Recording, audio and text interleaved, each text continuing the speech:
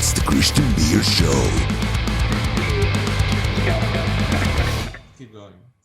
So before you keep going, hi everybody. This is Ben Malkin. We'll go deeper into who he is. Basically, he's a PhD in psychology. He's also a neuropsychologist treating, diagnosing the developmental issues in ADHD, autism, etc. And I'm sure that we'll touch upon it. But what we're talking about right now, which I think it's like super interesting, is Jewish mysticism, which Ben doesn't know a lot about, but he's a rabbi. So anyway, go ahead. Yes. So we were just kind of in the middle of a conversation, but I think like Christian was talking about different concepts of moving your energy through your body in like traditional, I guess, Himalayan yoga. And I was kind of thinking how that's connected to Chinese Qigong and moving the Qi around your body. And then Christian was like, oh, and I think this was related to something in Jewish mysticism, which is very possible that he knows more about Jewish mysticism than I do. Because what I was going to get into is that my training is very traditional, kind of orthodox, what they might call yeshivish learning, which really puts a major emphasis on law-based learning. Very kind of different than mysticism, but you end up learning a lot about different mystical concepts and things almost very often as they relate to different laws. So I would put the caveat as I wouldn't say anything of that, this is stands for, you go to a Jewish mystic, this is what they're going to tell you. But I think that as even an introduction, sometimes it's helpful to have different ideas, even for the kind of more mainstream concepts of Jewish orthodoxy. So then let's talk about, I remember that one time when you really explained how the tradition of the Zohar and the Kabbalah ended up to be like, that was a really cool conversation. But talking about what, and I may ask you a little bit about it in a little bit, but in terms of what we were speaking, we were talking about yoga philosophy, and we were talking about the nadis, right? These channels of energy that supposedly are around 72,000 in your body, kind of like arteries and veins, and you move them through conscious attention. So you focus on a specific part of your body with your breathing, and then you move mentally your attention through one part to another. And what's interesting about this is that initially it just feels like a mental exercise, but as you go through doing this over a period, I guess it's variable depending on who does it and for how long do they do it, and how much attention they can put into the exercise. But what ends up happening is that you actually start feeling it. Now, is this placebo? Is this something else? Is this like mind conditioning? I don't know, but you start suddenly feeling the energy moving from one place to another, or you start feeling something moving from one place to another, which is interesting. But my question regarding the Jewish mysticism is that in yoga philosophy, they call these 6 or 7 centers of energies chakras. And I remember one time that I think I have a book called the Kabbalah somewhere around here, and I think I was reading that, and they kind of talk about the same, but they call them sephiroths. So okay, I don't know. So there's a lot of background to this that I wouldn't say that I'm an expert on. Just a couple. I would start out with one concept, and then maybe connect it to other things. So in a completely non-mystical type of perspective, many Jews will pray 3 times a day. It's a practice that's actually well known going back for about 2,500-3,000 years. And one of the concepts and it's actually brought down in the law books about what the ideal prayer looks like. Really, the ideal prayer looks like is that you totally lose track of your physical surroundings, and it's really you imagine yourself talking directly to God. That's really what you're imagining, and really no part of your body is really involved in that. So when I think about this, of like these meditative experiences, it's interesting that from the Himalayan tradition, or from even the Chinese tradition, you're really focusing very much on your body, and focusing in another way to make it totally synergistic. And that's why I think that, at least in certain areas, in kind of that Jewish meditation perspective, is really not focusing on your body, and it's focusing, really with your mind almost somewhere else, that you lose track of it. Like I had once an example. There's all these different laws related to prayer, and like there are books and books written about it. But I had one of my mentors told me that he knew a bunch of people who actually live in Jerusalem. And he's like, because after there's a certain part of prayer that you say, and then it gets repeated by the person leading the prayer. And the way he described it is like, these people, they're so focused and intent when they're praying, they've never heard that part of where they repeat it afterwards, because while they're in there, they don't even know anything else that's going on. So I think just like maybe a mind perspective to start off with is, there are certain things that definitely in Jewish mystical realm that you're also going to be focusing on your body, and making sure that you're presentable, and that you're coming to your God to pray. But I think at the same time, there's this change from who you like, that it's not just about your body, it's about something else that's outside of you. I will say one other story that I think is a fascinating story. There was a rabbi who passed away about 25 years ago. Actually, no, 35 years ago now. He passed away, I think, right before, I'm 35 years old now, so I think it was right before I was born, actually. A guy named Rabbi Moshe Feinstein. Actually, what's interesting is he was considered the leader of Orthodox Judaism in America for sure, but not because he had any position. There wasn't any, he wasn't voted to be the leader. There wasn't anything like that. It's more that he just was the smartest guy around. He knew the most stuff, and so everybody would follow what he said to do. And he told a story once that when he actually lived in Russia for a long time, and there was some charge, and they brought him against the head of that province, and he had to testify about something. And he described that his feeling in standing in front of that person, where it was clear that person could kill him or not. It wouldn't be it wasn't any, if he didn't like him, he could kill him. And there was that fear and that need to be wow, it's not, and it wasn't just that he thinks the person's evil. It wasn't that. It was just that this person has so much power that I'm standing in front of, and I have to present myself not in a meek way, but this is a really powerful, amazing person in front of me. And he remembers thinking that he was never able to really experience that sort of feeling, and how his body should, his posture should be in standing in front of that person. And so he said that when I pray, I assume that same posture, because I know that there's this power that I'm engaging with, and that's the way that my body should be feeling in front of that. So I would just to connect, because we're talking about how your body, and not just being in a different place, but also how your body should feel. So I think that was there's the story that connected to. Just, I don't know if it's on a random topic. It is interesting because it makes me think, okay, I'm picturing this guy in front of an incredibly powerful being that could kill me if he or she wanted.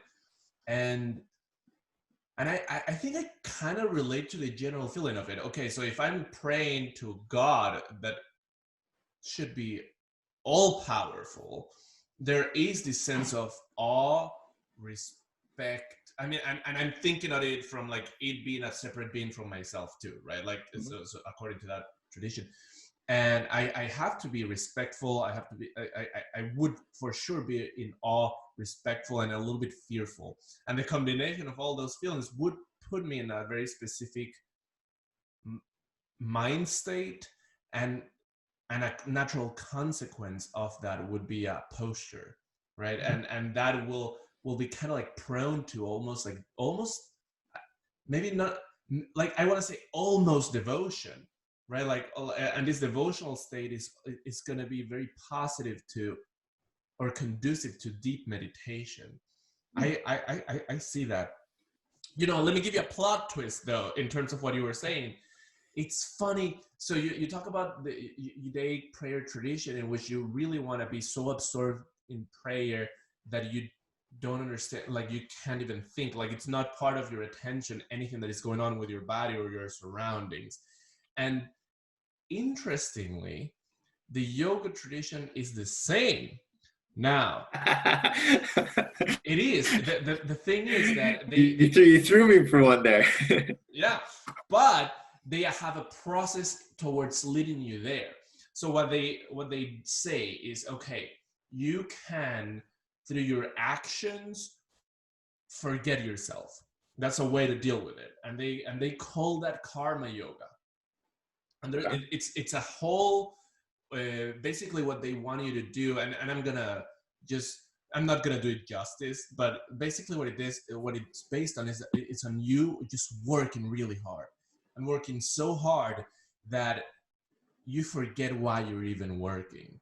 You forget why you're even working. You forget the purpose of it. Like, it starts with a purpose. It starts with an end goal. It ends on you doing it just for the sake of it and enjoying it so much that you are not even thinking about what you're doing, and hence you're really just praying all the time without noticing. You're just like doing the thing because it's good.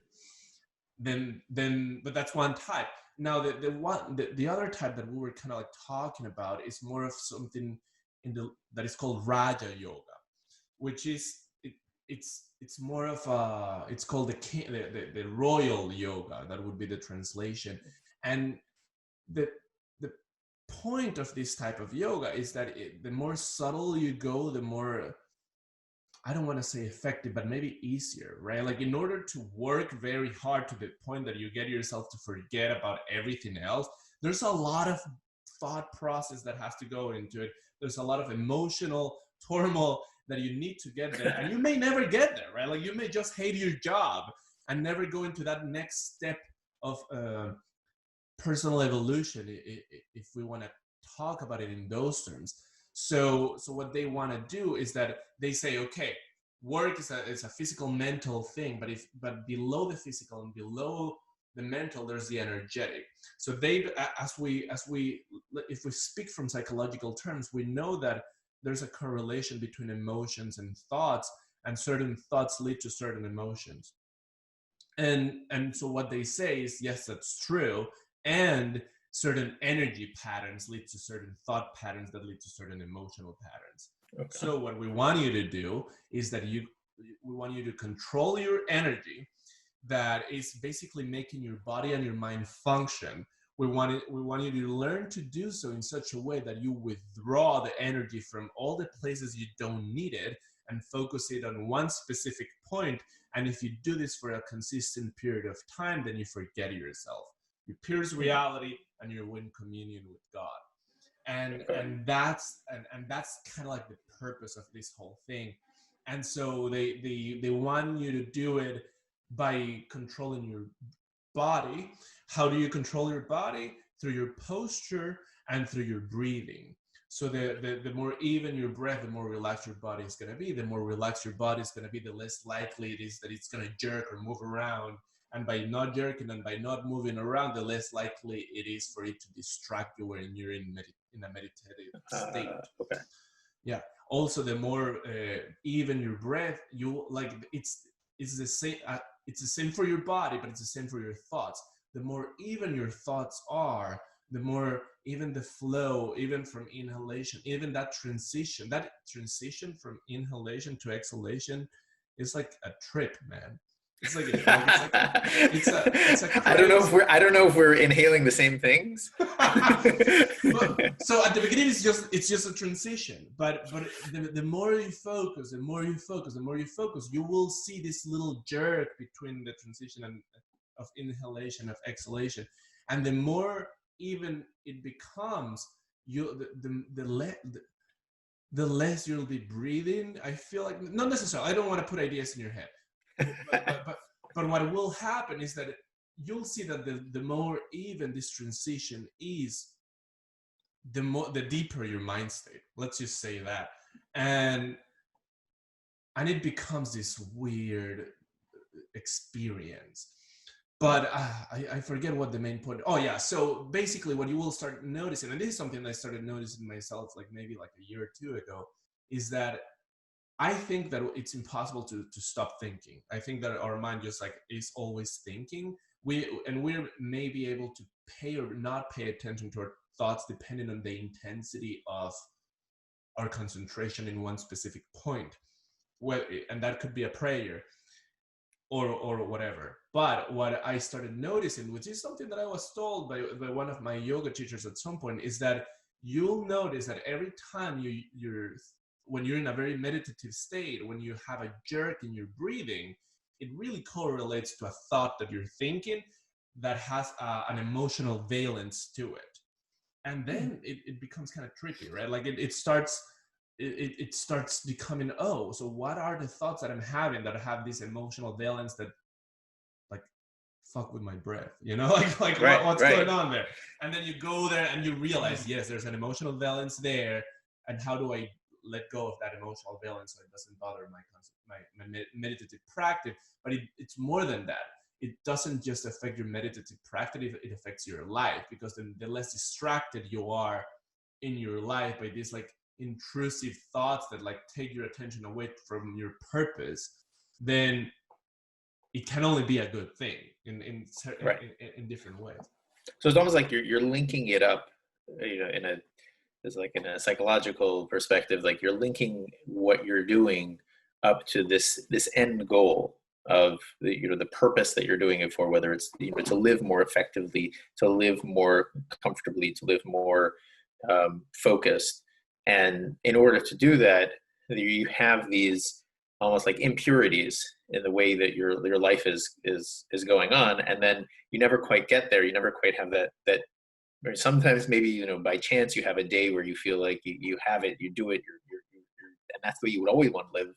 But the way I think what you're describing is that unless you go through that process of smoothing out all of those bumps in your consciousness or in your energy or in your emotions, then you're not going to be able to have that life that you wish you had.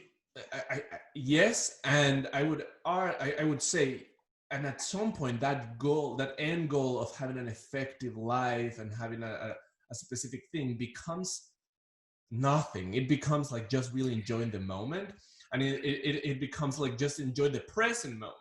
And then you realize that it doesn't really matter what you're doing, as long as what you're doing is fun enough and like it feels good enough that it really brings you into that thing that you're doing fully.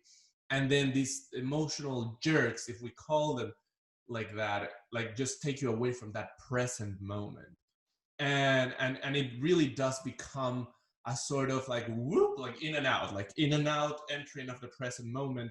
And that's kind of like the goal, quote unquote, like evening out or taking out those like impurities, if we want to call them that way, so you're enjoying the moment more and more and more.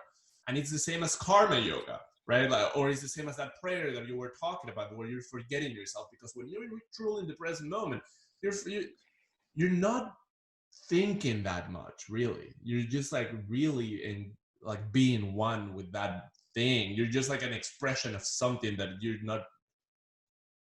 It's like a counterpart to being in autopilot. Like when you're in autopilot, you're just saying things out of habit. You're not even thinking them through. You're just saying the thing. You're just going through the motion. But this is you're actively 100% in the moment, and you're not knowing what exactly you're saying, but you're saying it but it's not autopilot, because it's coming almost like spontaneous in that moment. Or like, just to throw in another piece into this puzzle here, because it's very similar to what you're describing, is like that the Mihai Csikszentmihalyi concept of flow, of being totally engaged in something. But that, to me, I've always understood that as not a passive experience, but a very much active experience, that you're truly bringing your whole self to something. And there is a certain aspect where you're not processing each piece of information individually, and that's why they call it flow. It's kind of like you're just flowing through it, hitting all the points you need to hit. And, it's this incredible experience. But I'll tell you, because one of the things, I don't know if there's a couple things that I had listed to talk about, and I think you're like a good expert on these things, is that dynamic between being happy and being fully content or engaged in the moment, and that being totally fine and not needing to do anything else, as opposed to wanting to accomplish and do things and build things and getting, and it's just because to me the second one is really where the flow comes in. Is that when they talk about flow, it's people who are doing things that they have this affinity for and aptitude for, and when they do them, you get so involved in it, you almost lose track of time, you lose track of whatever else is going on, but it's an active thing. As opposed to, me sitting in a chair, and I like the classic mindfulness, appreciating how my body feels, how my mind feels, how my emotions feel, the temperature, the humidity in the room, like all those different things, that I can appreciate that. But then the second thing will just kind of push me to be just like, I don't need to do anything. I don't need to engage in the world. I can just be comfortable and happy where I am. So I wanted to go through those concepts out to you and see what your responses are for that. Got it. I see what you're saying in terms of the flow, like the differentiation between that mindfulness aspect and flow. I'm coming from the point, like I'm speaking from the point of tradition, like Himalayan tradition and the quest for self-knowledge, and that mindfulness aspect of understanding and of being able to know where your body is, where your position is mentally, your temperature, the way that you're breathing, and all these things.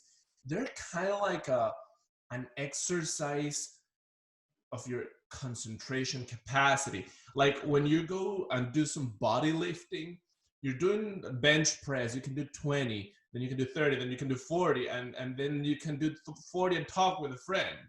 And then you can maybe, like, if you really wanted to be hardcore, maybe I have a friend that is like this, maybe you can start just like carry a kettlebell wherever you want. Well, it doesn't quite correlate with bench press specifically, but with your capacity to just carry weight.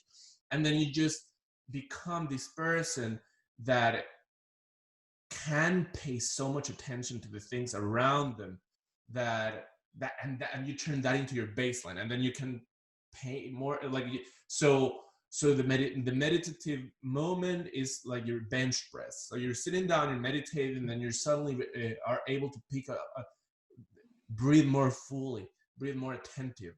And then you do this for a period of time, then that becomes your baseline. Then you notice you're doing it, and you can live your normal life without thinking too much about it. Kind of like when you're driving initially, it's hard, and then you just can do everything you want while driving. And then you can pay attention to your temperature, and that becomes your baseline, and then that becomes your baseline, and so on and so forth. And then that expands. But the purpose is really being in that kind of, maybe like that flow in the moment state. And that is, in my opinion, a combination. It is very active, and I agree, it's like an active thing. Now, when are we passive? I feel like when we're passive, like it's when we're not attentive, right? Like when we're back into that autopilot kind of state. Even mindfulness, appreciating all those things and appreciating this certain aspect, that's a training process. And ultimately, in my opinion, it leads you towards like this flow ultimately too. I don't know, does that make sense? So you said a bunch of things there. I was trying to make sure I kept track of all of them. The first thing I think I wanted to clarify, because it sounded like you were saying a really interesting point of that the goal is not through meditation to pull you away from the rest of your life, and rather instead that the rest of your life, which used to be requiring so much, and I'm going to use your terms of jerking from this thing to that thing, it used to require that. It's not going to require that anymore. Like you can go through the rest of your life in a much more present, mindful way. And then now it depends on what you want to do with that. So like you could go, now that you can live your whole life much more mindfully and much more engaged, there's obviously you have greater capacity to do more things than you would have been able to do otherwise, or you can just appreciate that part of your life. But I think that's to some ways a paradigm shift for me, understanding that the goal of meditation is not to slowly withdraw from all your pursuits, but it's to be able to engage with them fully without that part. So I think, did I get you on that first part? You got it 100%. Okay. So yeah, so that's a really cool, very interesting idea. And that, by the way, is a very much, because as you were talking about it, there's like bells ringing off on the side of my head of things that they talk about a lot in even not just Jewish mysticism, even like the traditional kind of everyday Jewish law, is that the overall perspective is not to like we talked about prayer before, of that you totally lose track of your body. You're just really thinking of yourself as communicating with God. The overall like goal in Judaism in general is not to distance yourself from your body or negate physical things and just be spiritual. It's actually very much to go from the physical, or use the physical, transform the physical into something that's spiritual. So let's say, for example, there's this, I mean, even the concept that this is like a totally taboo thing to talk about, but we're going to talk about it anyway, like sacrifice, the whole concept of sacrifice. The traditional way, and the way it's perceived, I think many religions look at it this way, is that you're giving something to your God, like because he or she or it wants all these things, and they get annoyed when they don't have these things, so you have to keep them happy by giving them stuff. The concept of sacrifice. But when you look through like the traditional Jewish texts on it, very much what it often will talk about is that what you're doing is it's almost like a microcosm of your general purpose in the world. The general purpose in the world is to take something that's just physical, has no spiritual qualities to it, and uplift it to become a spiritual tool. And the concept of like for many, I mean, it gets a little more complicated of exactly what happens with sacrifices, but just on a very simple level, let's say it's an animal, whether it's, I mean, it could be money, it could be a bunch of different things, but what you're doing is you're saying, in essence, this thing is going to represent me and represent how I want to be physical, but I'm going to use it of my expression to how I want to be more spiritual. And once you use something as a piece of your spiritual growth, it has that spirituality. In Hebrew, we would call it has the kedusha. And so, like, similar to what you're saying, I think, is that it's not just about living your life and being kind of just being totally removed from everything so you can just sit and meditate all day. It's that, no, you're using the meditation so that you can engage with life, and your life is infused with that as well. So I think those two concepts match up very much together. Yeah, man, I'm trying to put the Kadoosh in my life too. I agree. And it's funny. I'm no Swami, right? Like I'm no You're on the road.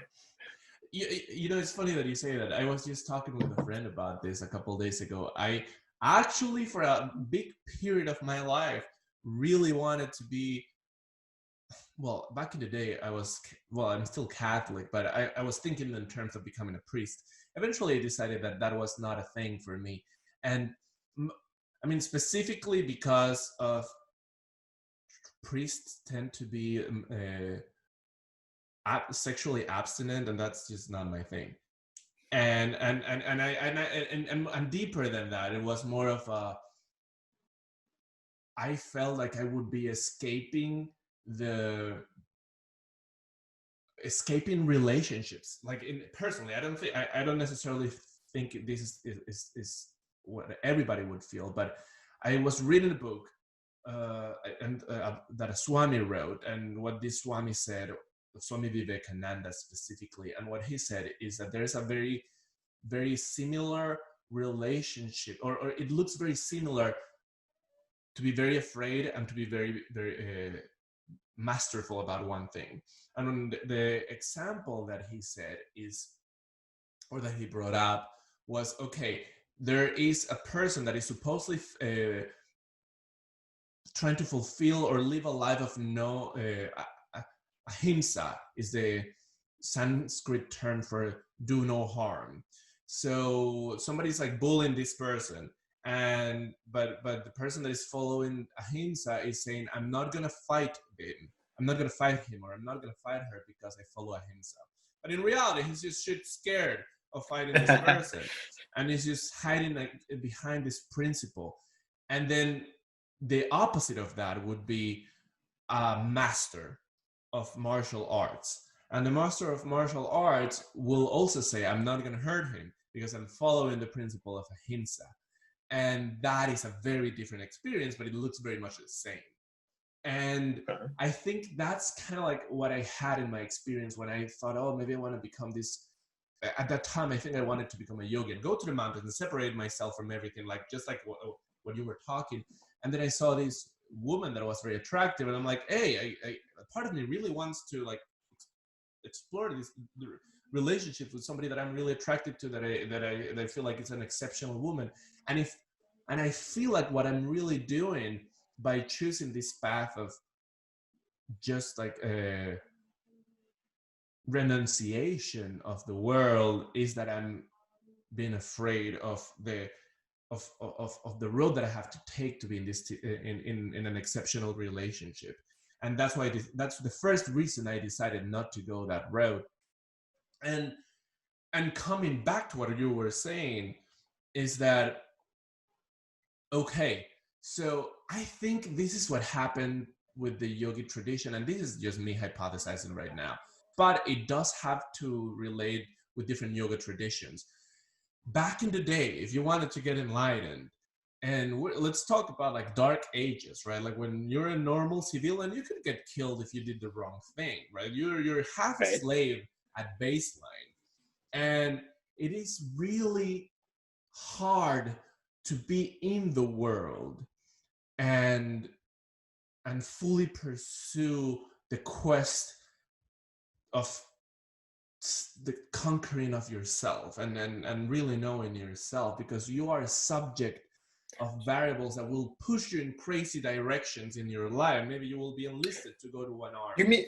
Do you mean like a Maslow hierarchy where you haven't gotten your basic things yet, like your basic needs, and so you can't self-actualize on a higher level? Is that what you're referencing? Yes, but even into a worse level, right? Like nowadays, in order to meet the survival aspect of the Maslow hierarchy needs, you need shelter, food, and maybe a job, right? And that you can to some extent control. But imagine a world where you can't even do that fully, because even if you have your like farm and your little house outside, and you can you eat your own vegetables, you have your cow, you drink your milk, you have your thing kind of under control.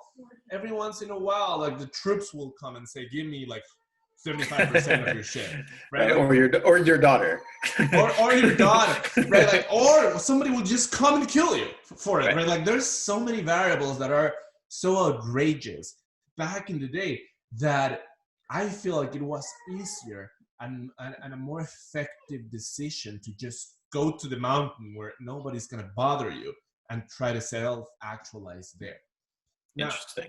That's what I think. I mean, this is a hypothesis, so don't quote me on this. This is not the truth of reality. There's probably way more things that are going on in the world. Now, it's lucky this is not being recorded, so we don't know. Well, I am giving that disclaimer.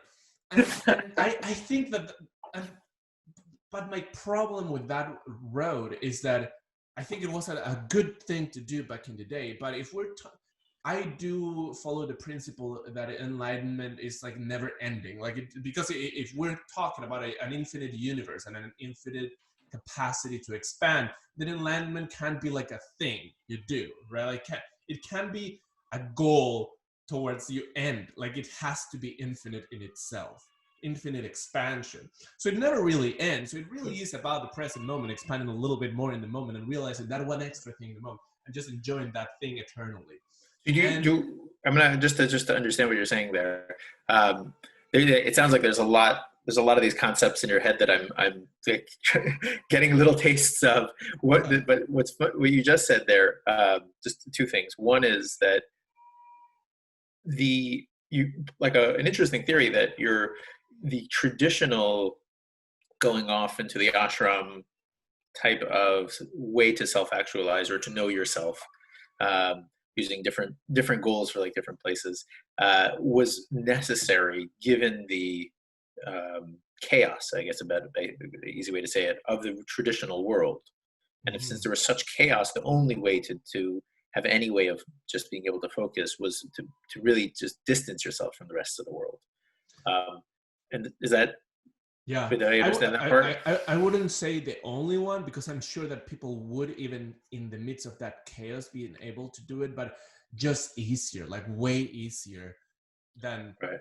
what it would be today. Or as like a program, like if you were going to create a program for that, the best way to create a program would be to distance yourself. Maybe some people, those select individuals could do it even while they were, dealing with their local lord.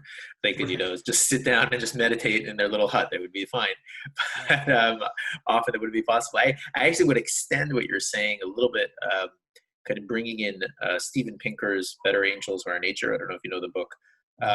It's a fascinating book, but I think it's this concept that the like the bucolic sense of prehistoric settlements of these people living not out in Papua New Guinea and being these perfectly peaceful communities is totally false, and I think there's a much larger point that I think is a whole nother conversation, so I don't want to go down that road yet, but the idea is that generally human communities have been developing and working to become more safe, more stable, more regular, and we bemoan like, oh my gosh, we're all talking through computers nowadays, and we don't have normal interactions, and we don't get outside and milk cows and sit in the forest all day, and so like we're not living normal lives, and so our lives are horrible. But his point is that if you look back at the reality for how normal societies functioned for thousands of years, it was tremendous chaos. And like the chance of getting killed by another person nowadays, and like someone else acting aggressively towards you, is so minuscule compared to what it is in traditional hunter-gatherer societies, or what it was. So I guess the point that I was saying is like that chaos that you're talking about wasn't like a select, it happened to be during the Middle Ages because there was that feudal system. It's something that has been going on and was probably much more insecure, thinking many, many years ago. So that's, I think, point number one. I think the second point that you were saying was about because the goal is of self-actualization isn't like getting somewhere. It's not like the destination of once I got there, I got to my goal and now I'm done and I could, take a die or whatever. I don't need to do anything. And that I think what you were describing is when getting to that next, whatever next is for you, the next is that goal for you now. And when you get there, there'll be another next, and it's unending in that way. But what I wanted to ask you in that, because like you prompted a question, is the traveling the goal, or is each point that you get to arriving at that a goal?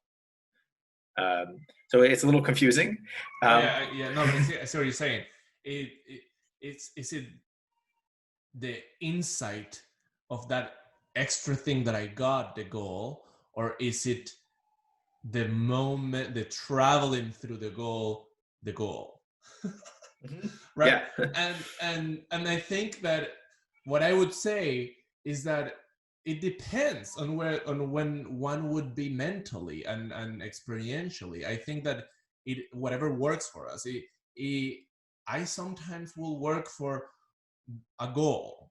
I sometimes will work for enjoying the goal, the travel towards the goal. I sometimes will just enjoy the moment without looking for a goal at all. And I think that is where you want to be. But the moment we're thinking in terms of goals, it's a moment that is bringing us back to a mental concept. The moment that we're enjoying the moment, we're not thinking in goals, and we're just getting the insights as a byproduct of exploring the present moment. Mm-hmm. And so that is the game in some ways, right? Like Mm-hmm. oh yeah, I'm in my mind. No, now I'm enjoying the moment. And whoa, I realized this one thing, and that's like the eternal, ever expanding game. And which brings us back to the hiccups, right? Like, is the thinking about the goal a hiccup in itself?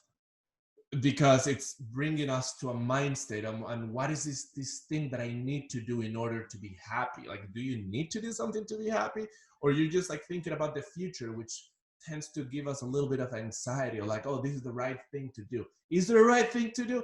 Sure, I mean, probably, but the moment that we're thinking, I'm not saying that thinking about it is a bad thing. I'm just saying that if we want to be in the moment, right, it's by definition not in the moment.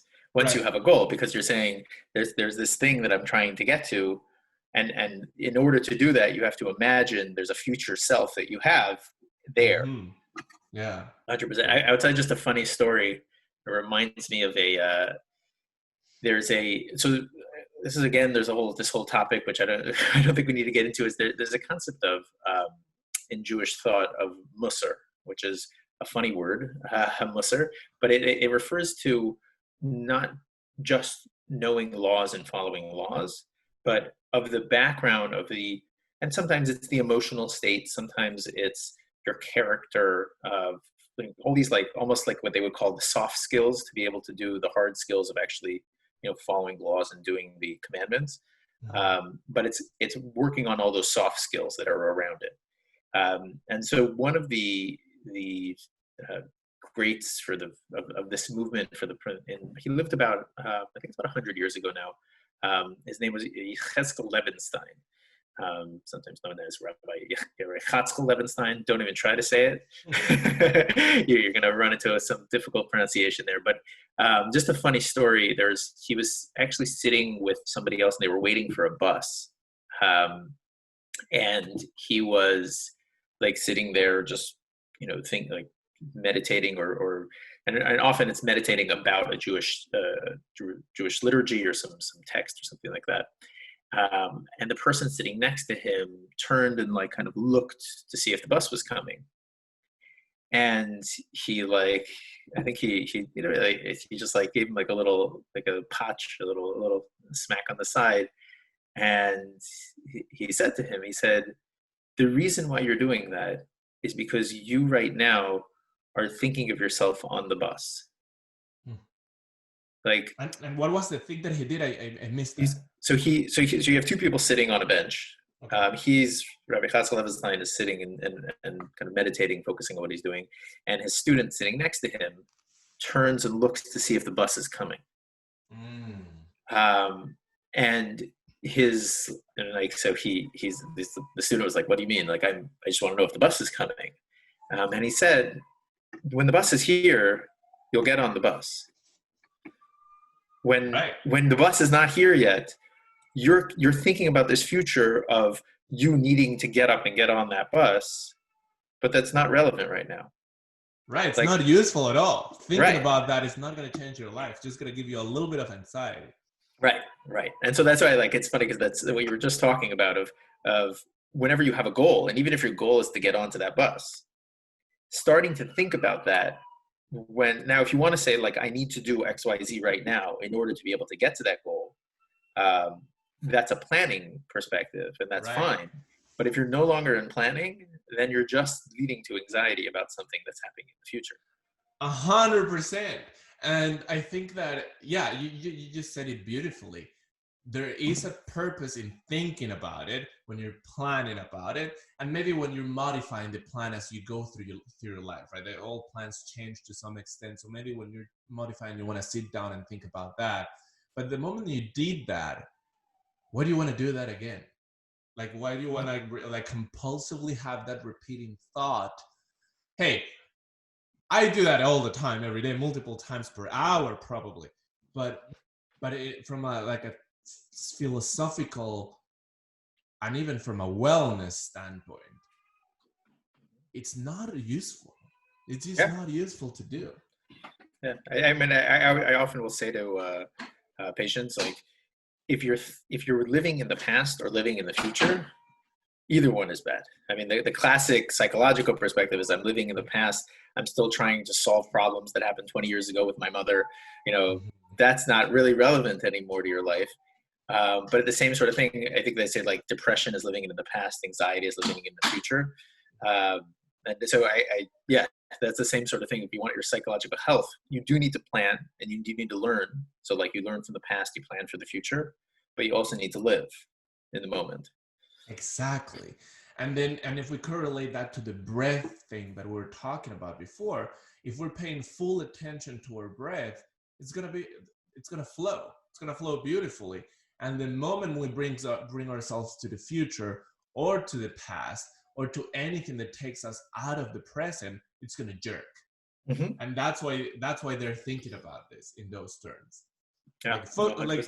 Yeah, you can talk philosophy in multiple ways, but the most effective, practical way of dealing with it is just like focus on your breath, bro. Like figure out like how's it flowing, and then you can go deeper into it. And that's something that I find. That's why I find yoga beautiful. And coming back to what we were talking about, this chaos, right? Like the yogis and still some yoga traditions will say chaos exists, and so we want to minimize the chaos externally and internally. Well, we want to minimize the external chaos so that you can pay attention to your internal chaos and minimize it to the point that you find nirvana or samadhi, and then start beginning your life. Then they bring you back to society. It's not, because if you think about it, ever expanding consciousness, inevitably a part of your expansion will be to maintain your expansion in the chaos. It just has to be part of your training. So one way of learning it will be to go to the cave where you're not going to have crazy news, crazy environmental disasters, political issues, family issues. You're only going to have milk, so you're not even going to have this something. So this is why they're so nuanced about this. This is why some yoga traditions will not eat garlic and will not eat onions, because we'll never have coffee, would never have alcohol, because these external influences that you bring to your body will make your mind work faster, or will make you become more jittery, or will slow you down if you eat something like deep fried or like, you know? So then they want to eliminate all that stimuli as much as they can, so that you really can know that fluctuations in your awareness are completely yours, and then they help you modify it. But the moment you modify them, you have to go to chaos. So might as well start in chaos, in my opinion. So why don't you start in chaos, start dealing with the chaos, and find your quietude in the chaos. And what better place to do that in New York City, in my opinion, right? Like where it's like the epitome of chaos. And I don't know. So that's my point of view, which is a yoga point of view too. The tantric schools are like that. Deal with the chaos in its fullest expression, and then learn to love it, and learn to live lovingly with it and through it. And that comes back to that word that kabush, was it that you said? Kadosh, like the kedusha, like the bring in the spirituality into all of your actions, and transforming that chaos into spirit, and that's one way of using the words. But another way of using the same words is like transforming your life into something that is full of love. And intense love is scary, and it's kind of, because like intense love is not predictable, it's not in your comfort zone, it involves fully letting go, and it involves forgetting a lot about what's happening. So Go ahead. I'm gonna just jump in for a second. Yeah, please go ahead. I happen to you know, this is like a kind of a new topic, bringing up like intense love and what that means and how that relates. And I think this is a let me start this way. The concept that we understand as the concept of love is very difficult to divorce from what has been expressed or what has been taught to us as what love is. It's funny because I know this now with having kids. When you watch what things kids watch and you see the media that kids are exposed to and the messages from that media, it's totally scary. And you're like, oh my God, how in the world are we allowing kids to do this? And then you say, wait a second, like I had the same thing when I was a kid. Like this is not that much different. You know, fine, they're watching Frozen now. You know, I saw Aladdin as a kid. Like it's not, they're not totally different. But I think that what you're describing, what I'm hearing from you is like when you describe when you quote unquote fall in love, that feeling and that intensity and that like whirlwind experience. So we use the same word, but I wouldn't use that word. I mean, we have to like, we don't, in English, we don't have enough of these words. We call everything love, like the same way you feel for your children. You call I love my children, you know, we use that same, we use the same word that I feel to like a bagel and cream cheese. Like I love bagels and cream cheese. Like we use the same word. And it's almost like we need a better vocabulary because there's a whole nother experience when you have, and even the same, like to the same person, that person that you were like head over in heels and like your brain was just always, you know, rushing about them. And like you were nervous, but excited, but worried, but like, you know, exhilarated at the same time. So that's why like, I think that this gets into a really complicated terrain of, you know, ultimate love when we talk about like, or love towards God is a whole nother experience. And just, the problem is we only have one word to do that. And it's like, sometimes I use this in therapy a lot. It's like when you only have one tool and you need, some places you need a screwdriver, some places you need a hammer, some places you need a wrench. If you ever tried using a screwdriver when you need a wrench, it doesn't really work well. Right.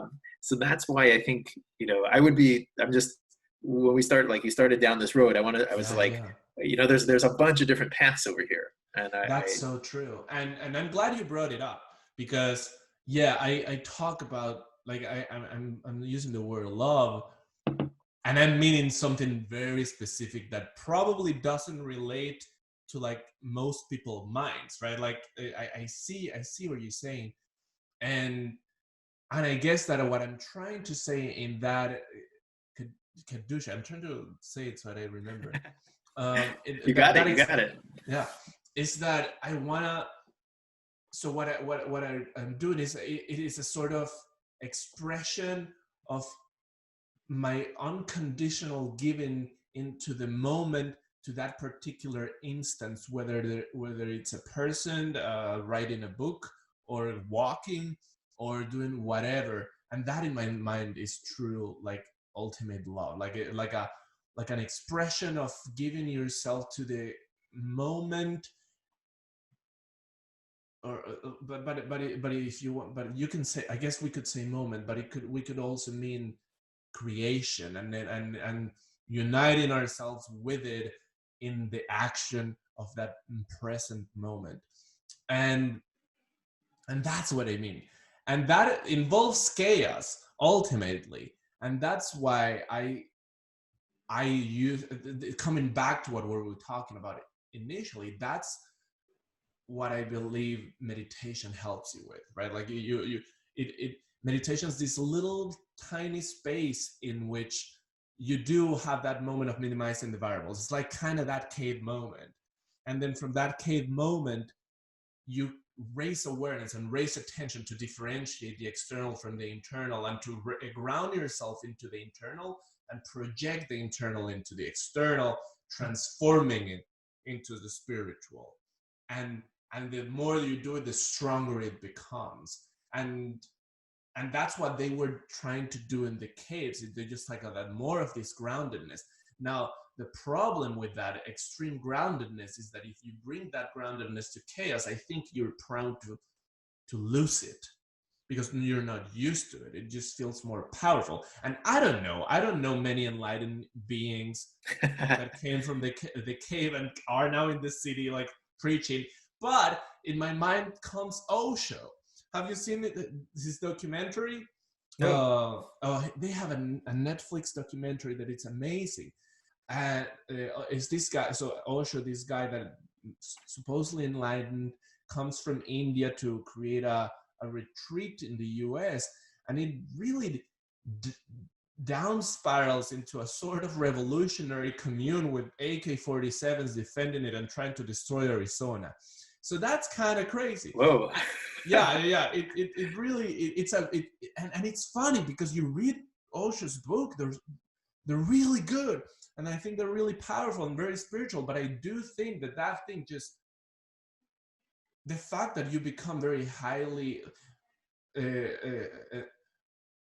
self-aware person doesn't mean that you can regress from that, right? You can be very fit and run ultra marathons, and a year later you can have a beer belly and watch Netflix every day. So I'll tell you just a corollary to that. There's a Rabbi Yaakov Hillel. So he is a mystic. He is he's trained in mysticism. He's probably the foremost recognized rabbi in the world on mysticism. He has some amazing books that are just for that anybody can kind of pick up and to understand about. But there's a couple different things that I've heard him say that I think are fascinating and can relate to exactly what you're saying. One of them, he was talking about people who are false mystics in the Jewish community, and he said in building physical things, you can create and you can make a mistake, and because you have a foundation, the mistake doesn't physically, the way the foundations work is that you have a strong foundation, and just because you made a mistake doesn't mean it tumbles. Like and then you can change that part, and each piece exists on its own. But he says in spiritual ascension, it doesn't work that way. You can build yourself and build yourself and build yourself, but if you lose your perspective at a certain point, you fall straight to the bottom. Mm-hmm. That's just the way it works. And then you have to go back building up from the bottom again. And he what's interesting is that he says, people who talk about this person who's this tremendous mystic and they know so much about, but they weren't, really, they have this character flaw, or they're doing that transgression. But we worked it out. And so, they're not, like, let's say, for example, you have a guy, he's not so honest with certain things, but, it's okay because he's such a great mystic. So he says he's not a mystic. That's impossible. It doesn't work that way. You can't take only part of this package and become this great person. That never happens that way. And he just described it. Remember, he said that there was one of the greatest people in the generation, someone who's known as the Stipler Gaon. A Gaon is someone who's a genius and a tremendous scholar. And he came from a city of Stiples, so he was called the Stipler Gaon, the genius from that city. And so he said that he was the only person that he ever knew who was a true hidden tzaddik, a hidden righteous person. What do you mean? Everybody knew that this guy was really super righteous. He was called the Stipler Gaon because he said is you could only see a small amount of his true greatness. And that's the definition of someone who's really great. And so I think that to some extent it relates to what you're saying of that you do have to maintain your own integrity, and you do have to live in your ivory tower to some extent. And your engagement with the chaos in the world has to be regulated so that it doesn't interfere with your own strength. And even incredibly strong people don't have the ability to do that because it's not a physical structure. You're not creating physical armor that, I can hit the armor and everything's going to be okay. So like, I think those two concepts meld together there. But I will, one thing just to say, because I think we're talking about the ideal and maybe the extreme versions, and then trying to say like, oh, so for kind of us plebeians, how does that how does that exist? What do we have to do with that? But I think the same thing is true of, understanding that the gains that you can get throughout your life, even when you're engaging with chaos, don't have to be canceled out because, once you fall down, you fall about all the way down to the bottom. That is true, but your ability to get back up and move back up, I would say, is very similar to like we talk about with exercise.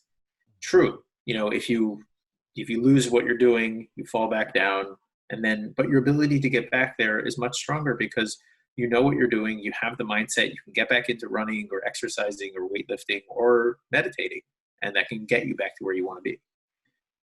100%. That's 100%. And I like what you're saying in terms of how it's different in the physical world versus the spiritual world, that it's almost like a mind state kind of situation, but it's also, but it's core, but it has a foundation of like a general values that are core to its philosophy. Like there's a very specific like 10 Commandments style set of values that you need to ground yourself into in order to get there, and those can be interpreted in different ways depending on where you're at in your development. But I don't know, like I'm thinking about myself as you bring it up, and I'm wondering like, okay, sometimes I feel like I'm a good person, and I think that I could do good things, and I have certainly multiple times fallen back into stage one, and I find it easier to bring myself back to where I feel like I am. But even in my position, like I have moments of doubt. So doubt is an interesting thing, right? Like what is doubt really? Like okay, doubt is a good thing when you're not sure where you're going, but doubt is also let me try to make sense. There's this guy that wrote Civil Disobedience, Henry David Thoreau, and he talks about in there that there's a line that I really like, in the sense that you have to discover your truth, and you have to be able to have this like beginning, I forget the name, like beginning mindset, or like child mindset, where you learn the thing, and when after you learned it, you have to realize that was a mistake in the way that I was seeing the world, and a mistake that in the way that I was seeing reality. So I have to redo everything and think of a better way to do it. And I guide myself through that principle. But if you let yourself cloud yourself with doubt, then you're not going to be able to fully follow a path. And if you don't fully commit and don't fully follow a path, the moment it fails, then you're not going to know if it's going to fail. But I'm right now like stuck in the loop of doubt. So is it even a good path? Like not doubting it, does that make it, is that a way to rationalize something that maybe is wrong already? So that I'm almost speaking from the mindset of doubt, if that makes sense. Does that make sense? Sorry, I'm a little missing, not following you totally. I'm sorry. I think there was the idea in there that I heard that it made sense to me, was the concept of the more doubt you have, the less you're going to be able to engage in whatever you're doing. That's true, and that's necessary. Like we don't do a lot of things because we doubt that we're going to be successful, which is smart. We want to make sure that we don't do those things. But I would say what you're getting at is you can, one of my teachers used to make this point. He said that, people say that they're agnostics. So agnostic is that I don't know, and agnosia. I don't. A is the not. Know is to know. And that's very possible to be philosophically agnostic. You can say that I'm not sure about something, but it's impossible to act agnostically. You either act like you know, or you act like you don't know. You act like you believe it's true, or you're acting like you believe it's false. There's no in the middle. He used to use the example of, you can go to a restaurant, and if you're about to drink the water, the waiter comes to you and says, look, there was a scare today in the water system that's part of it got contaminated with salmonella. They're not sure if the restaurant was impacted by that, but here's your water. Now you can say, I'm agnostic as to whether or not the water has salmonella in it. I don't know, I do not know, but you either drink the water or you don't drink the water. Right. And so your agnosia doesn't impact action. So what I would think what you're talking about with doubt is a similar type of area where you can have doubts about things, and that affects everything philosophically, before you're getting involved in anything. But when it comes down to it, you're acting either as if you cannot do this, or as if you can do this. Let's say, for example, you say, say a guy says, or a girl says, I want to pursue this profession, and the active thing that I'm going to do is I'm going to send out my resume to these jobs and go down for interviews. Now, you might doubt that you're going to get the job. That's true. But that if you sent out a resume, you're acting as if you're going to get the job, because you really thought you were not going to get the job. You wouldn't have sent those out, and you're acting in the affirmative. The doubt is almost like we were talking, similar to another point that we had mentioned earlier, is when you're in the future, when you're living in the future, you're living about what's going to happen in the future, and you're not in the present, is fine in a planning stage. But once you're in the acting stage, I need to be focused on what I'm doing here. I can't be living in the future. So I would say the same sort of thing. Doubt, again, is thinking about the future. What's the possibility of this is going to be successful, not successful? And if that's impacting what you're doing right now, and like you're pulling back, now, again, planning-wise, it makes sense. It might, let's say you invest in something. It doesn't make sense to put all your money in there. You're not sure that it's going to happen. So you have to include the doubt in your planning stage.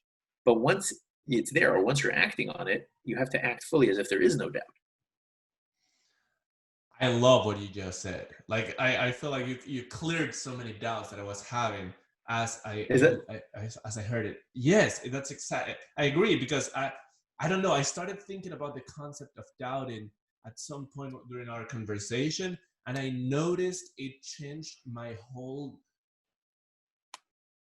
perspective, energy into a doubting energy. And I'm like, wait, what's going on? So I felt like I needed to talk about, and that's what it is. You have to, that you can create doubt. It's even good to have doubt in the thinking process, in the planning stages, but not when you're acting, because then you're acting as if you're not doing the thing. You're acting as if you don't believe in it.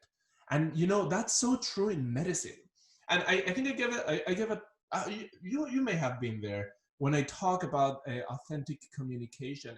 And there's a point that I bring up there in which doctors, all of us, there's so much we know, and there's so much more we don't know. So even when we know exactly what the treatment algorithm for your condition is, and we know that to be the best evidence we have in the world, when we, not all of us do this, but a lot of doctors talk with such a sense of doubt. And that doubt doesn't come from their lack, or they act, let's not say doubt, let's use the way that you frame things. They act, when they offer you all the treatment possibilities, they act as if they don't know that they're good for you. And the reality is true. They don't know that it's not good for you, but and it may not help, whatever they do, but the certainty of the action shouldn't come from there. It should come from the certainty of knowing that I'm going to do my best to help you, and that we're going to deal with the variables as they come. So it's a sort of a reframe, and that gives confidence to the physician, and that gives trust to the patient.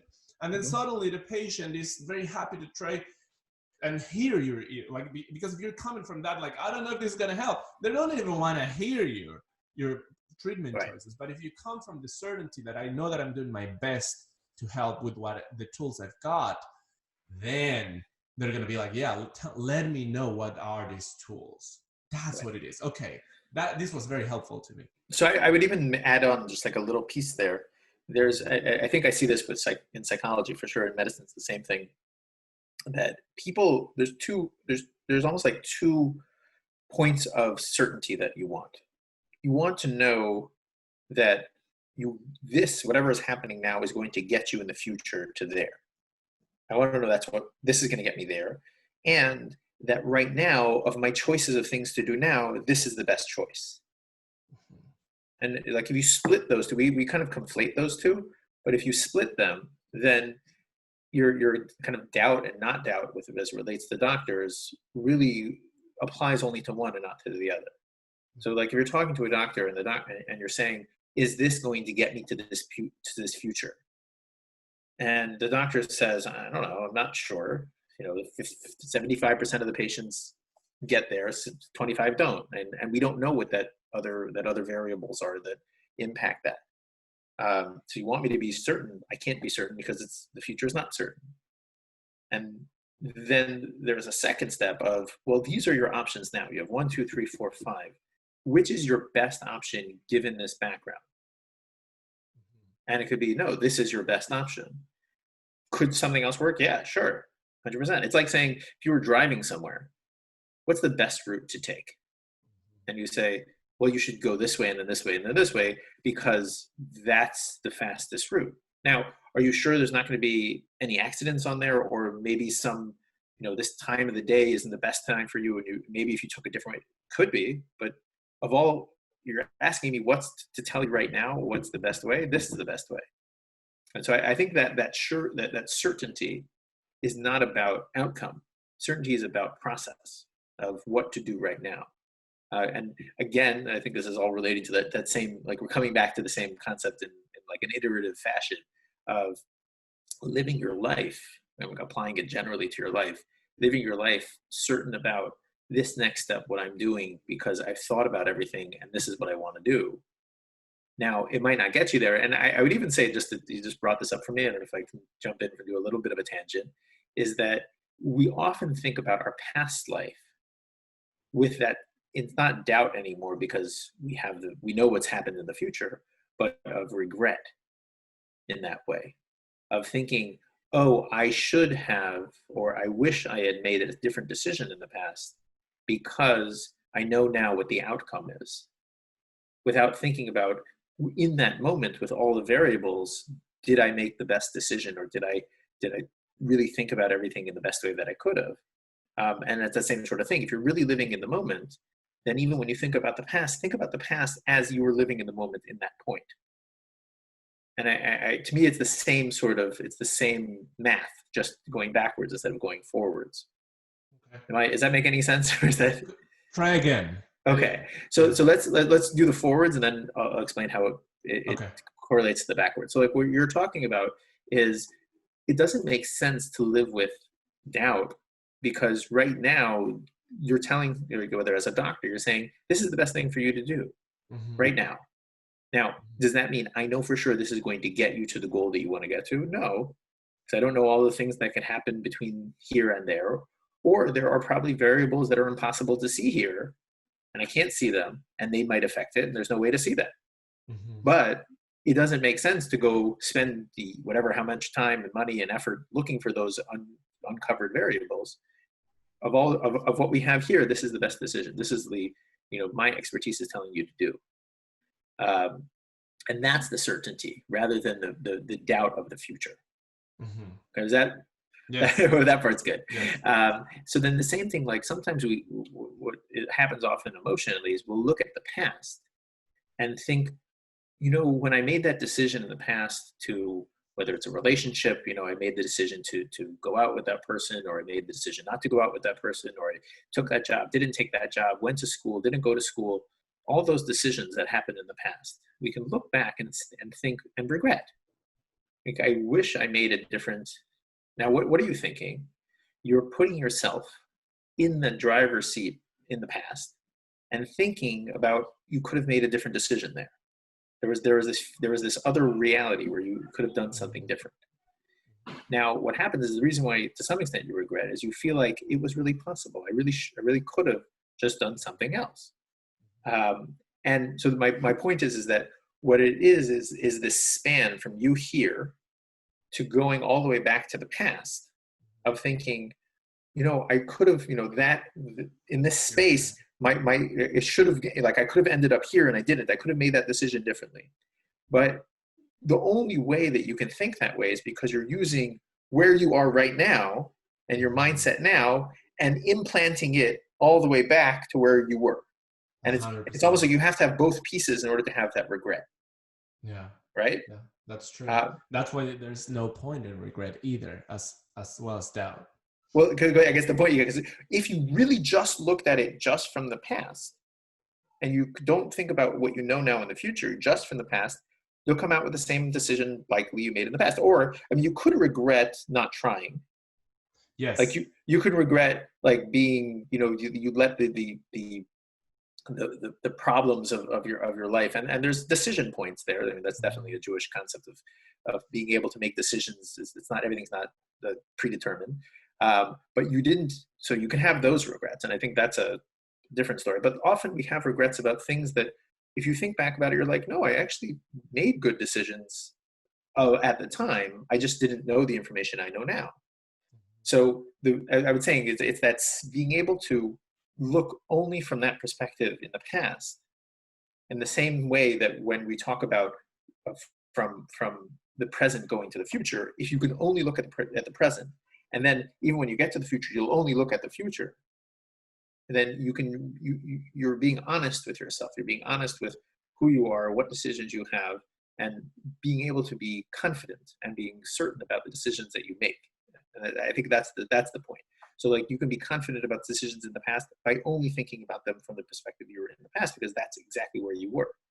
Being confident about the decisions in the present because I'm not thinking about what the future is, because I don't know. But I know what's best to do right now.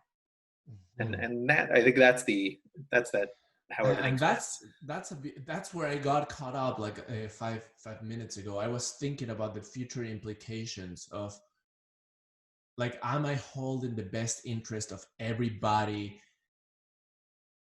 in all of my of everybody that I care about in all of my decisions that I'm making? And then I started thinking, well, I don't know. And then if I don't know, am I making the right decision? And I was thinking about things that are impossible to think about. I was thinking about, like, what are the internal drives of everybody else around me, and their internal motivations and their ultimate desires, and how much of these desires are real desires versus unconscious desires versus desires that they think they can get in this specific way, that it's completely wrong or it's right. Like, I don't know. Mm-hmm. But what I do know is that in the moment, I can increase the chances of you getting what you want by being as honest as I can in terms of what I want and how I feel and how I make you feel. And then you can decide to go along with me in this journey that we're taking or not. Right? Like, that's really the choice when it comes to the future. And when you were saying about confidence in the past, it to me, it feels more like comfortable with the past, comfortable with past decisions, that they being the best thing I could, with that caveat that you brought up, which I really liked, of maybe you didn't try to do that thing that you wanted to try, right?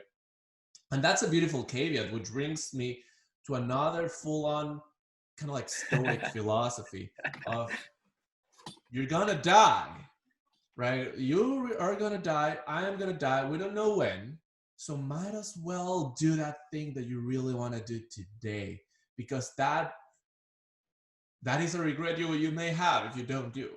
And really trying to, and we're always going to have, I mean, depends how much you dwell on it, how much it affects your life, but we're always going to not do things that we want to do, and those are the ones that will hurt you the most. And so really minimizing that throughout your life and throughout my life is a goal of mine. So I'm gonna jump in, Yeah. just because I think I agree with I would say 80%. Yeah. Okay. You know, the 80% of that you're when you're looking to the past and there's that feeling of like I didn't try something that I wish I had tried, and it's often that you pushing yourself to do something that makes you uncomfortable. Then that's, you know, definitely a positive. And then the other point that you were making, I also agree with, is that you don't really know how you have, everybody has the ability of thinking more about something. There's always, like, you can always think a little more. You can always ask why. You can always, you know, why this? And then you give me an answer. I can say why the answer that you said. And then you have to give me another answer. And then I can say why that answer. So you can always go down a rabbit hole there. And like almost like from a cognitive perspective, we have a very limited input and capacity for conscious thought. So if you start saying, oh, I need to think about all these things consciously, you don't have the capacity. You're going to be bounded either by time or capacity. So like either it's going to take you 6 years to make a decision because you have to think through everything, or you're going to say, I'm just not going to think about all those things because I can't. And naturally, that's like, we talk about heuristics. That's what we do. We cut out all the conscious thought.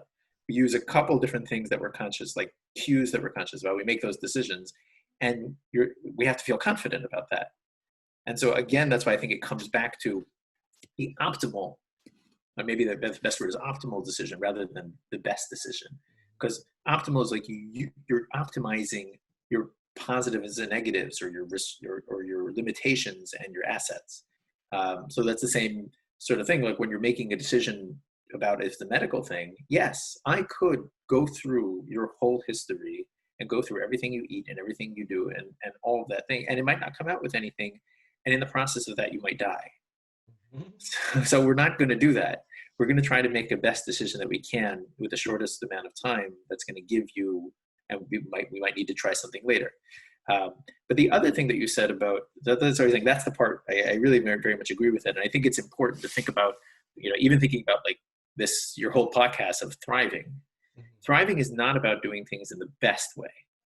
I would say doing things in the most optimal way, getting to where you want to get to in the most optimal system or program. But the second thing you said about trying things, like we always were going to regret, we're going to die at some point, so we might as well just try whatever we can try. I wouldn't say whatever we could try, but whatever is meaningful to us in that moment. Okay. Yeah. So there's certain caveats. The meaningful is like to me, that's the linchpin word. Wow. Because there's a lot, and the Jewish tradition has this very much, is that we have a lot of drives and motivations that do not come from good sources. And so well, we could have another full podcast about that, but please elaborate. So that there's several different structures for this, and so it gets a little complicated. But on a very simplistic level, in the Orthodox system, you view that you have there are. I guess there's a better way to look at it. There are purely spiritual beings. Those are angels. Now, an angel is asked to do something. They don't have a will. They don't have any possibility of not doing it because they follow exactly what they're told to do. On the other side, there are, I don't know if it's demons or whatever, how you want to specifically, I think the word in Hebrew could be shadim. And so you have, there's like almost like a purely animalistic type thing where, yes, again, it does exactly what it's supposed to do, but it's not spiritual goals, it's physical goals. And those lead to physicality. So you have these purely spiritual beings, purely physical beings. And the Jewish perspective is that you have both of these inside of you. And there's this one kind of like point of singularity, you want to call it, between them, that's where your choice is. When you make a choice, you have both of these things, and then there's a point where you can become more physical or become more spiritual. Now, getting more complicated is like adding on another layer. You have actual, like there's the Yetzer Hara, which is something that's pulling you, like not just that you have it as part of you, but it's something that's physically pulling you, spiritually pulling you towards the negative. Yetzer Hatov, something that's pulling you toward positive. So you have this dynamic. And so right in the middle of that is when you make your decision to choose one way or the other way, which is why, we're talking about like these choices and like you want to do one thing, you're doing the other thing. It's knowing that there's that nexus, that point in the middle. Is that clarifying it all for you? Yeah, I got it. And it brings me a lot of thoughts and feelings, because creating this dichotomy, in my mind, it brings to like, let's talk from the demon. I mean, it sounds like you're talking like the impulses, the physical desire impulses, and maybe even more other things like just whatever feels like an impulse that is not very well thought. We all have drives of destruction. We all have sex drives. We all have all these different things that are part of us, every single one of us. That and if we consider that to be a demon and something to step away from, what we're doing is something that in my mind it's always been done. Societies do it, parents do it, and this is what creates a schism in our conscious mind. Like we neglect. There's a part of ourselves that is like the demon part of us. That demon part of us, we have to not pay attention to it or neglect it, and we really actively are trying to create a psychological schism and a separation from a part of ourselves that inevitably we push to the unconscious mind and becomes an unconscious drive.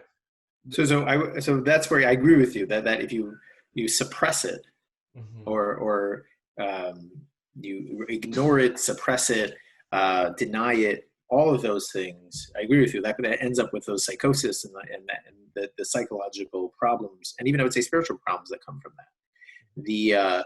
And so that when going all the way back, thinking back to the beginning of our conversation, when we were talking about how different schools of thought relate to physicality in the world, and what do you try to distance yourself from physicality, or do you try to incorporate physicality and raise it spiritually? So that same sort of concept that they talk about is, I don't know if you remember, like the way I was referring to is when you make that choice, you're making yourself more spiritual.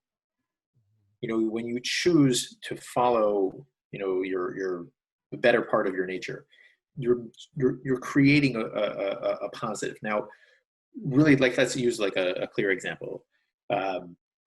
Let's say someone has whatever urges. We have think about Adlerian, urges. Adlerian, you need power, or for Freudian, it's sexual urges. You go through. I think Murray is the one who talked about all the different. What was it? His hierarchy of needs, I think. And so those, if you think about all those things, there's ways to channel those and to use those in a positive, fulfilling, purposeful way. There's ways to be destructive, leading more toward chaos, and whether it's personal chaos, societal chaos, all those things as well. But that's where I think it's important to have a framework behind you to say, it's not just, today I'm in the mood to do this, and I think it's okay. I think I'm doing the right thing. But that's where that you get that framework of, let's say, for example, you want to eat something that's, really tasty, and you want to fulfill that part of you that just wants to enjoy the food of the world. Now, if you do that in a way of like, I want to have a special meal, and this meal has like a spiritual significance to it, and by enjoying what I'm eating, I'm enjoying what, God has given me, then it's not just like, oh, it's very fancy, so it's good. It's that actual the enjoyment, and your that almost lust for food, your gluttony. It's being channeled in that it's an expression of my spirituality. It's an expression of my connection to something greater than me. So, and in that way, it's lifting up that piece. Now, and you can really do this with all your urges, all your feelings inside of you. And that's what I think, at least from I'm only speaking from the Jewish perspective, but that's really what that goal is. Even using the example for power, if you think about that, it's really hard to think, especially like I want to feel powerful. Now you can use that to destroy others, but like we were talking about before, you can also use that. I want to build, I want to grow, I want to, be able to kind of control things. You can use that to create tremendous things that can help people. You can use that to like better the world in an amazing way. I will also connect it with what you were saying earlier, is that the more you do that, the more you're engaging with chaos around you. And the more you engage with chaos, the greater the risk is to get caught up in that chaos and for it to turn you. So that's where, again, they talk about that the same sort of thing in Jewish philosophy, is that as you start to include physicality in your life more, you still need to be very careful that that you're staying in the right place. Like, I'm engaging with this specifically for this purpose.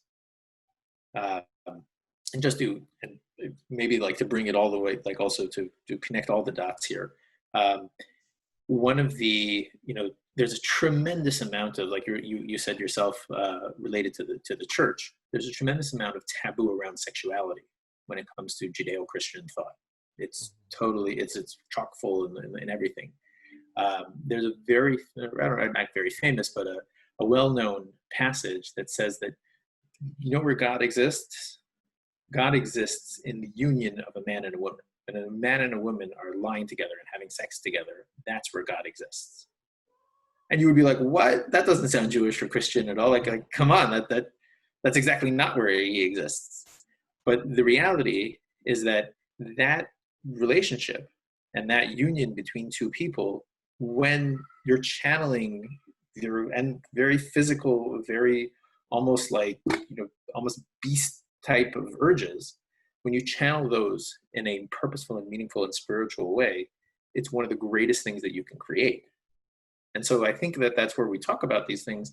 We talk about this duality of being spiritual and physical. It's hard, and you have that piece of choice, and it's not like this simple thing to build up, but when you can and when you connect to it, it is amazing and it is tremendous. So that was a whole long speech, but I think the getting back to the point is that your ability to engage with the physical world and to lift it up through the purpose that you have in the rest of your life and that framework that you live with is a way of really thriving and really living in self-actualized, understanding yourself, and not needing to take away from everything that's happening around you. Beautiful speech. I agree 100% with it, and that is that's a very good explaining about that initial dichotomy that you were talking about. Yeah, I agree, and I think all these urges can be such a powerful source of spiritual energy and expression in the moment. Making everything that you do meaningful to you, because at some point that's what produces you happiness. I mean, we go back to the Maslow hierarchy of needs, and maybe we can close with this because I know that you only have like 30 minutes left or something. There comes a point where you have all your basic survival needs satisfied. I think, and I may be wrong about this, but I do think that it is the natural selfish impulse of human beings to help others. And I think that when you get to this point, your natural way of enjoying your life is to producing or to creating meaningful things to you, because I think we're all human beings are selfish in that way, and what it makes you feel good is what makes others feel good, and then this becomes this almost like through the momentum of creating safety in your life and not being afraid anymore, the natural outcome of all of that is just making life beautiful for yourself and others. I think that, and there are a lot of counter arguments if you use like, oh, but there's all these rich people that are not happy. Yeah, sure, but that doesn't mean that they have fulfilled their inner peace first, like that inner survival mechanism. Maybe you can have a ton of money and still not feel like you get the love you deserve from the parents, or who knows, Right. you know. Right. I mean, your concept, like, this is also a really huge concept in Jewish thought, is the how giving manifests itself in terms of your own actualization. Now, like, if you want the most broad concept, like if you want like certain like concepts are like super big. This is like the super big one, is like purpose of creation type. It's almost like mathematical. If God created something, then there was a purpose, and whatever he would want, or he or she, or it, is to give that person that thing good, to give to give something positive. Now, the best good in the world, the thing that's the best that a person could be, is really to be like God. And so, following the math almost, it's that God set up a situation where a person could make himself like God. That would be the best thing to do. That's the best thing that something could give. Now, what's interesting about that is that if almost the way we understand God is that he created this world, he created something to give, and to give in the best way is to make whatever it is like godly, then for a human being to be able to be like God, then you're emulating that same thing. You're giving as well. So just like God, if you want to be God-like, then you have to do the things that God does, which is ultimately to give. Which is why I think it's interesting, you look at all the psychological studies about giving, and that there's so much positive that people feel when they're able to do something for another person, so much more than even they can, if they don't even have the opportunity to do that themselves, they end up with more positive for it. And that our ultimate, even let's say thinking about, like we were just talking about before, creating more spirituality in the world, what you're literally doing is giving to the physical thing the quality of being able to be raised up and be spiritual. So you're giving to that. You can give to another person. And if you're like taking a step back, you're ultimately giving godliness to things around you. So on a simple level, I can give someone a meal, and that raises them up. But say you teach a man you give a man a fish, you feed him for a day, you teach him for fish, you feed him for a lifetime. That same sort of thing is that if you can raise somebody up with their own feeling of, I can now go and I can actually raise the world around me, then you're giving them that godliness as well.